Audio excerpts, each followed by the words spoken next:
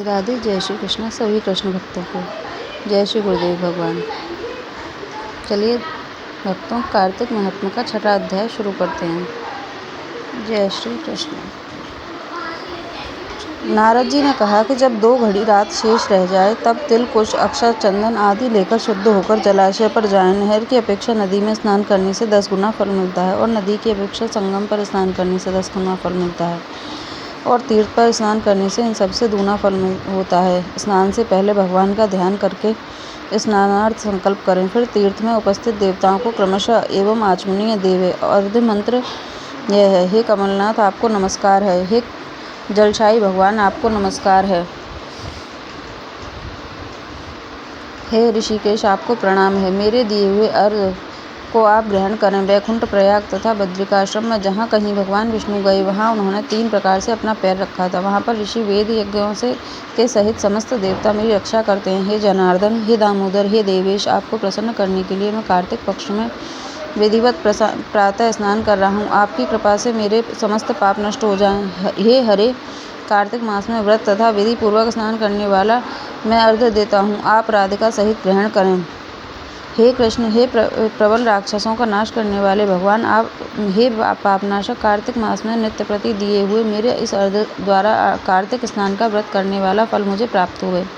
विष्णु, शंकर तथा सूर्य का ध्यान करके जल में प्रवेश करें और नाभि पर्यंत जल में खड़ा होकर विधि पूर्वक स्नान करें। गृहस्थी तिल और आंवले का चूर्ण लगाकर विधवा स्त्री व जति तुलसी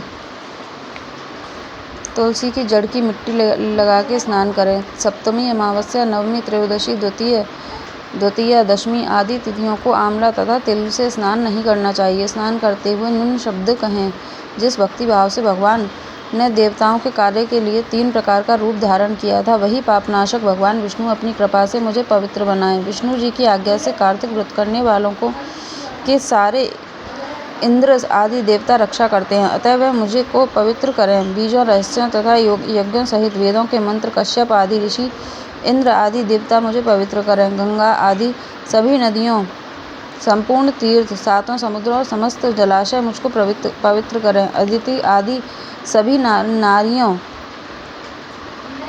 यज्ञ सिद्ध सर्प तथा औषधियों, तीनों लोगों के पर्वत मुझे पवित्र करें। इन शब्दों को कहकर स्नान करने के पश्चात व्रती हाथ में पवित्री धारण करके देवता, ऋषि, मनुष्य तथा पितरों का विधिवत तर्पण करते समय जितने भी तिल तर्पण में रहते हैं उनसे वर्ष पर्यंत व्रती के पितृगण स्वर्ग में वास करते हैं। तत्पश्चात व्रत करने वाला जल से निकलकर शुद्ध वस्त्र पहने और प्रातःकाल के सब कृत्यों से निवृत्त होकर पुनः भगवान विष्णु का पूजन करे।